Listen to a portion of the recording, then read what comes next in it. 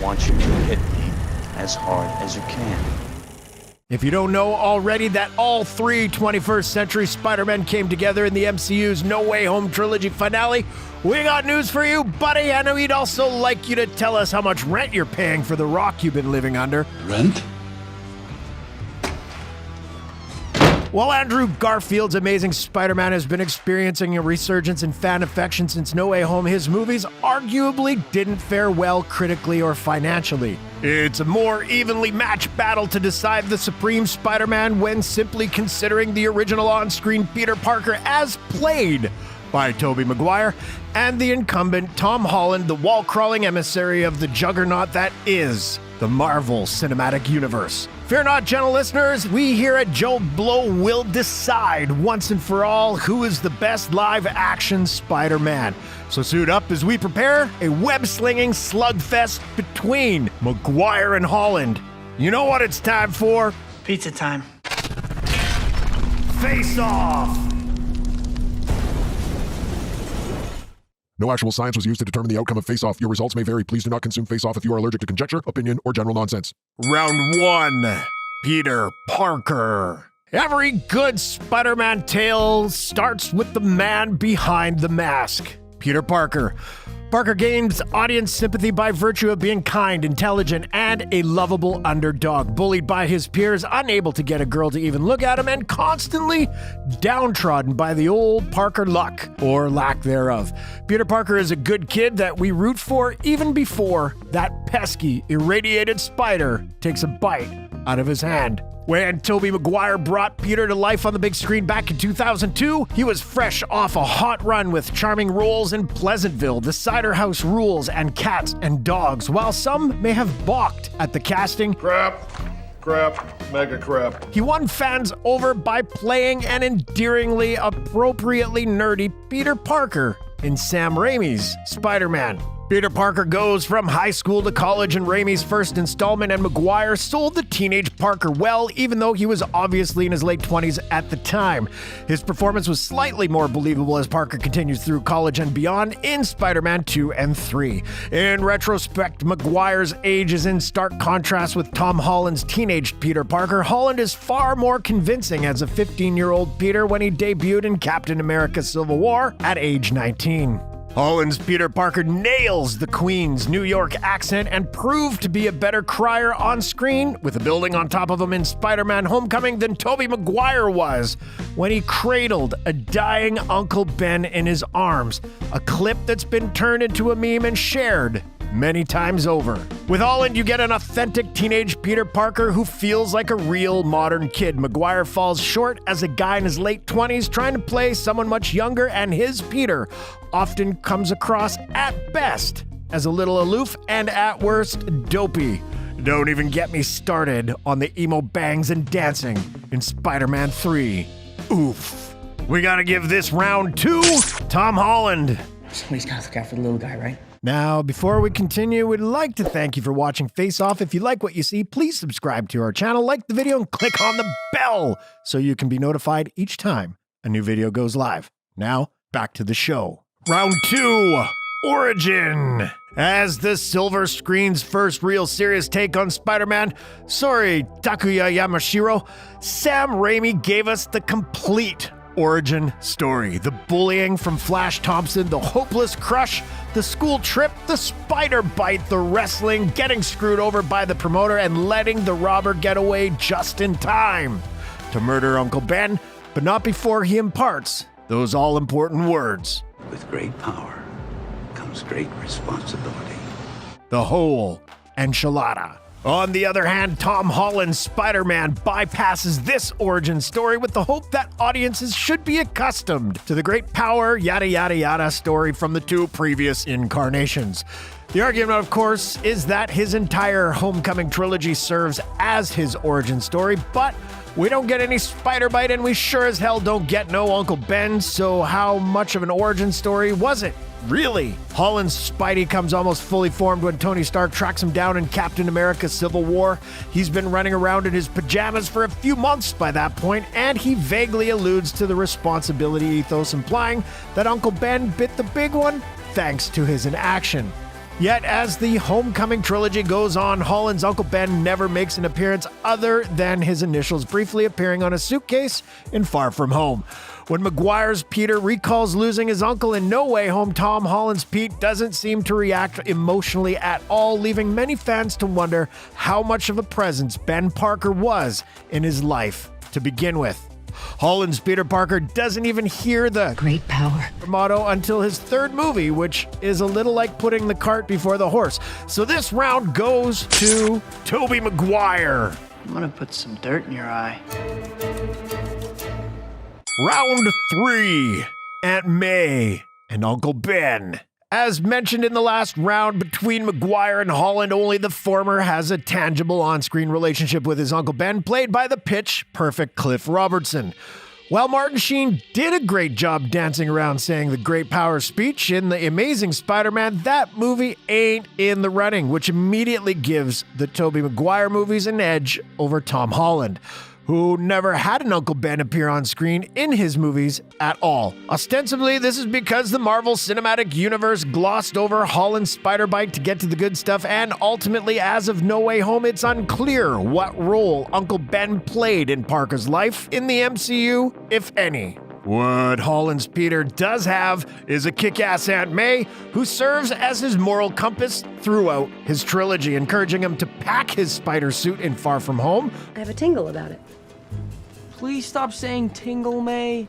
Once she discovers his secret identity, and flat out giving him, with a great power comes great responsibility speech before kicking the bucket. In No Way Home, the unusually attractive Aunt May, Yeah, well, we come in all shapes and sizes, you know. as played by the one and only Marissa Tomei, essentially takes on that Uncle Ben role as well as her own. That's not to say that Tobey Maguire doesn't have an awesome Aunt May either. Rosemary Harris gave an exemplary performance in that trilogy, offering another spot-on adaptation from the original Marvel comics as an older, gentle Aunt May who knows more than she's let on. Aunt May proves to be Peter's North Star of morality. I don't understand. Spider-Man doesn't kill people. Beyond Uncle Ben's death in his trilogy, the reverberations from which are felt with Maguire's reappearance in No Way Home. While Holland has a great multi-purpose Aunt May, Maguire takes the edge due to his impactful on-screen with Aunt May and Uncle Ben. Verdict? Tobey Maguire. Teenager. Raging hormones, they never change. Round 4, Mary Jane. Peter Parker's home life outside of Spider-Man generally revolves around either chasing the affections of MJ or saving the life of MJ. Maguire's MJ, who actually bears the name Mary Jane, is played by Kirsten Dunst. She comes across as quite harsh and fails to understand Peter's double life as Spider-Man both before and after she finds out his secret identity. She leaves poor old John Jameson at the altar when she realizes Peter's duties as Spider-Man are the cause behind all his flakiness and starts hitting up his best friend Harry when Peter displays some arrogance about Spider-Man's newfound popularity in Spider-Man 3. They love me. Sure, he kisses Gwen Stacy upside down, which was their thing, but come on, his best friend? Meanwhile, Holland's MJ, whose name is actually Michelle Jones, My friends call me MJ. is a more subversive take on the character. She's aloof, a little dark, alternative. She's Gen Z, MJ. You guys are losers. She still requires saving, even if Holland's Peter isn't always the one to do it. But she's also there shoulder to shoulder with Peter most of the time in a way that Kirsten Dunst's MJ isn't, even if it is to tell Doctor Strange to ask nicely. I know a couple of magic words myself, starting with the word please. In the end, Holland's MJ is forced to forget everything about her Peter, which gives Maguire the edge as he and his MJ make it work by the time No Way Home rolls around. If this round is fought 10 years from now, when perhaps Holland's MJ remembers who the hell he is, things might be different. But for now, this round goes to Tobey Maguire.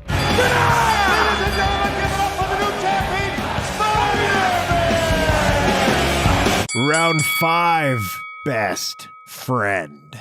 Tobey Maguire's Peter Parker has a rough time of it with his best friend Harry Osborn, as played by James Franco. First, he steals the girl he likes, then his dad tries to kill him, then Harry finds out Peter is Spider-Man and blames him for his dad's death, accusing of murder. Peter, father.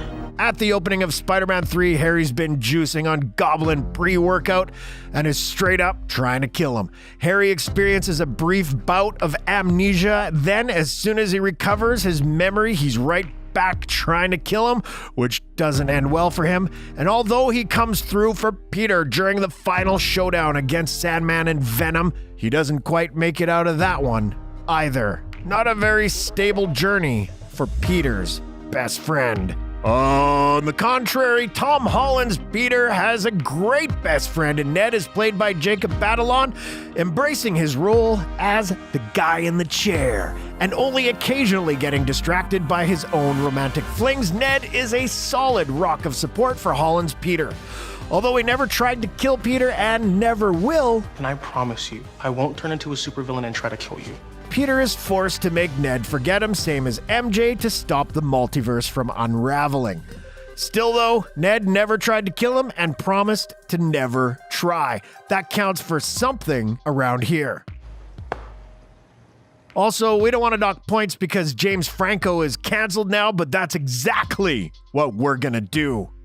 Verdict, Tom Holland. You're the Spider-Man from YouTube. Round 6. Abilities and tech. Tobey Maguire's Spider-Man has been the most down-to-earth version of the character, thanks to a studio that was nervous about audiences buying a teenager who could inherit spider powers and invent web shooters. All Maguire's webbing is organic, which frankly makes sense. If you're gonna inherit the proportionate strength and agility of a spider, why not throw in the webs for free? Maguire's Spidey is exceptionally strong and has all the standard stuff: the spider sense, the sticky fingertips, the agility. Wow, great reflexes. His powers are somewhat boosted when he dons the Venom symbiote, but seeing as that had an adverse effect on his personality and he got rid of it, toot sweet, it's probably better off forgotten. While over in the MCU, Holland's Spidey was lucky enough to have Iron Man take him under his wing after a mere few months spent running around in his gym jams. Auto-adjusting eye lenses to help him control sensory input, an AI system called Karen. Good evening, Peter. Hello? Hello? A spider signal, a spider drone, a spider tracer, a parachute, web wings, and an instant kill mode. No, I don't want to kill anybody. Whew. And that's just his first Stark suit. Come Avengers Infinity War, Parker is gifted a high-tech Iron Spider suit. Mr. Stark, it smells like a new car in here. A couple of old favorites remain, like the instant kill mode, which we finally see activated in Avengers Endgame, as well as the addition of a ridiculously intuitive neural interface and 4 spindly spider legs, which offer additional agility and help prevent Spidey from being sucked into space should that issue arise, which of course it does. He enjoys a shield-esque stealth suit in Far From Home, which, no, we will not be calling it the Night Monkey suit, and Doctor Strange hooks him up with some enchanted web shooters for trapping lost bad guys in No Way Home. By the end of that film, Peter's lost everything in his life except his textbook and a police radio scanner, but he goes back to basics by stitching together a bright new suit and heads out into the cold Manhattan night to keep doing what he does best. No more excessive gadgets, just web shooters and responsibility. Holland's Spider-Man is never just the suit, as Homecoming will attest to, and his own strength is nothing to be disregarded. After all, he basically got that Infinity Gauntlet off of Thanos' left hand by himself. Sure, Maguire's strengths and abilities are typical of the classic Spider-Man mold, but Holland gets the advantage here thanks to a series of Stark, Shield, or Strange-inspired suits that he's ultimately powerful enough to go without. Verdict, Tom Holland. Hey, man. Round 7, director. Cult horror movie maestro Sam Raimi may have seemed an odd choice to take on the brightly dressed wall crawler in 2002, but all these years later, fans are still clamoring for him to do a 4th installment of the Tobey Maguire Spider-Man saga. The legend behind the Evil Dead franchise and sleeper hits like Drag Me to Hell proved a sure hand at all the elements that make a Spider-Man story sing. Action, comedy, romance, he even got a chance to flex the old horror muscles when old Doc Ock's tentacles freakishly come to life to avoid being forcibly removed by surgeons.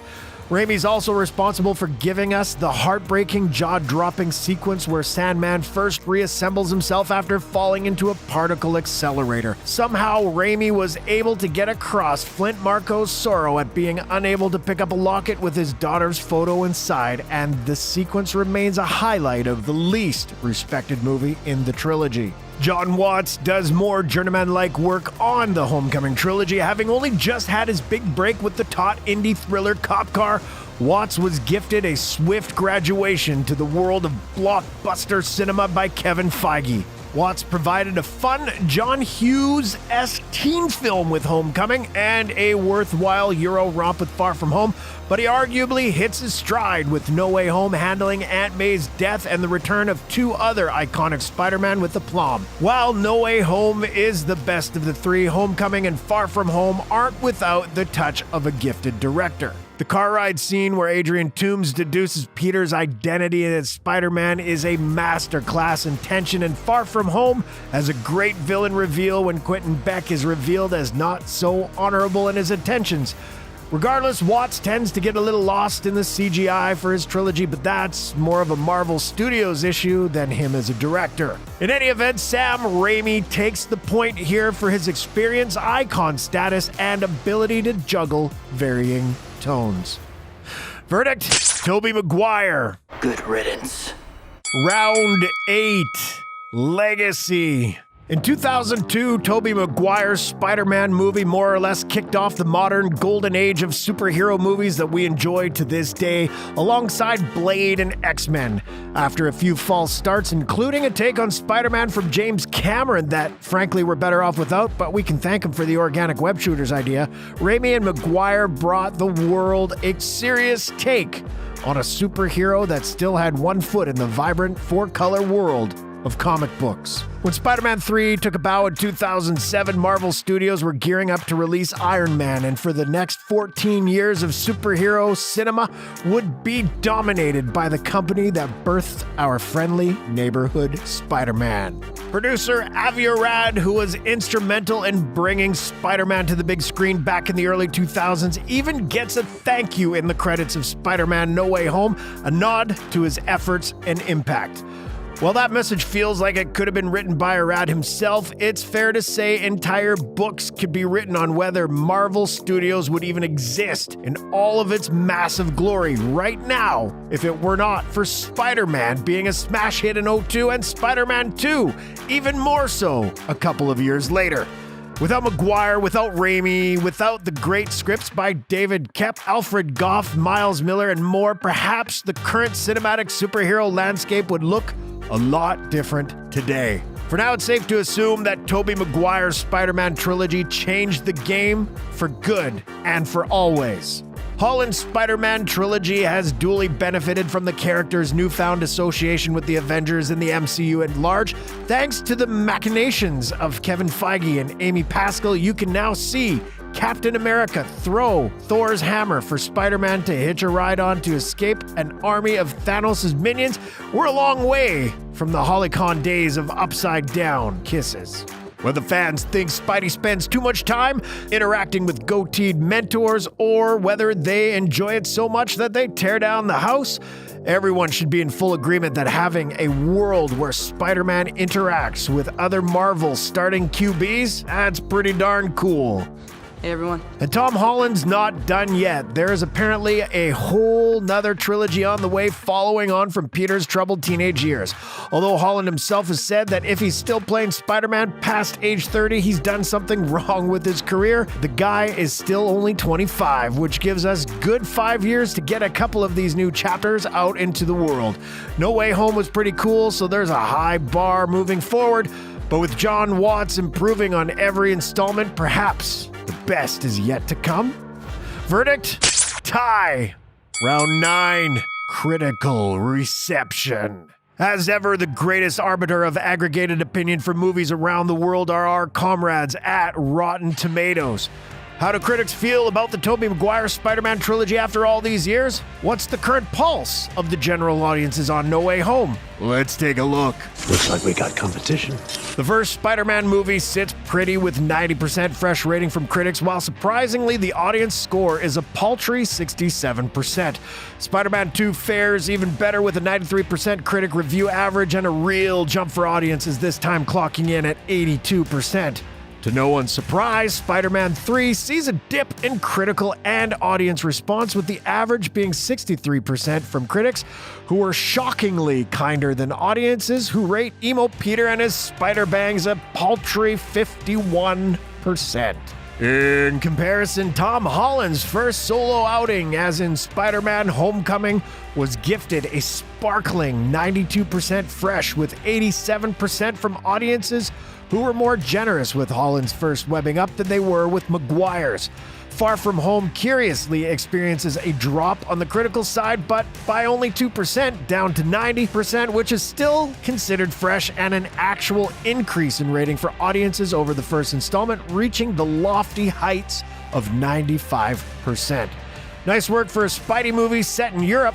No Way Home is obviously the big winner, with 93% fresh, 1% more than Homecoming achieved from critics in 2017, and a whopping 98% audience score at the time of recording. Considering the staggering across-the-board performance and reception of Tom Holland's Spider-Man trilogy, the little British boy takes this round. Verdict: Tom Holland. Come on, Spider-Man. Come on, Spider-Man. Round 10, box office. With the bases loaded, jockeys tied for first, and any other sports references you want to throw in here, it looks like everything's going to come down to the 10th round. I didn't sign up for a cage match! Which is all about the color green. That's right, folks, this face-off is going to be decided in box office receipts.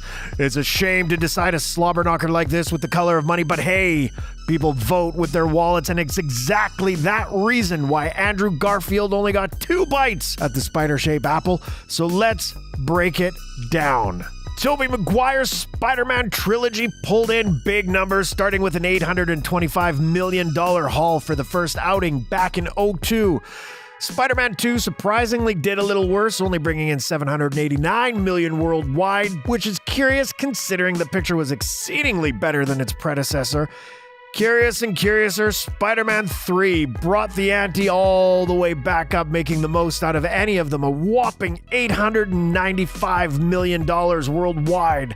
Obviously, more viewers turned up than ever before based on the quality of Spider-Man 2, and were sorely disappointed enough to bring that Rotten Tomatoes score all the way down. That brings the Tobey Maguire trilogy to a combined worldwide box office of $2.6 billion. Not bad for a guy who dances like this.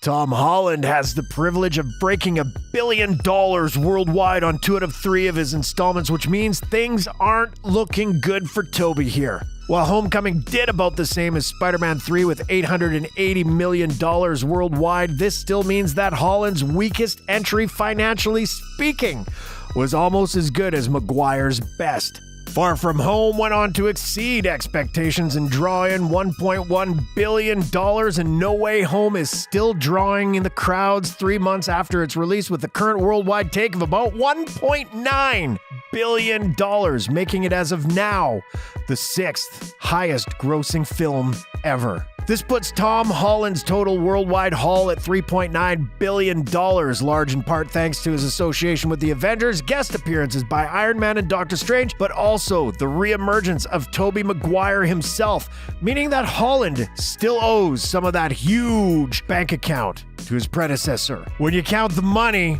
this round goes to Tom Holland. In an absolutely devastating upset, New Kid on the Block deals a deadly spider bite to Tobey Maguire to emerge victorious. The critical reception and the box office receipts sealing Maguire's fate.